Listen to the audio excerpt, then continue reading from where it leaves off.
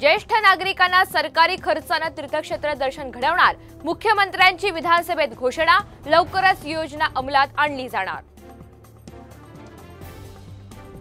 मुंबईतील लोकल फेऱ्या वाढवण्याबाबत रेल्वे मंत्र्यांच्या सूचना, मुंबईकरांना दिलासा मिळणार। मान्सूनच्या पार्श्वभूमीवर रेल्वे मंत्री अश्विनी वैष्णव यांनी घेतला आढावा।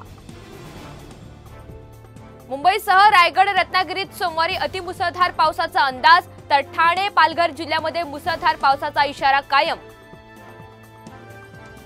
पिंपरी चिंचवडमध्ये आठवड्याभरात 3 सायबर गुन्हे दाखल, 8 आरोपींनी 4 कोटी रुपयांची फसवणूक केल्याची माहिती।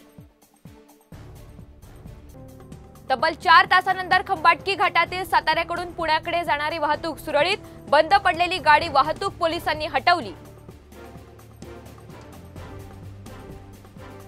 तुळजापूरला पाणी टंचाईपासून दिलासा, शहराला आता 2 दिवसाआड पाणी पुरवठा।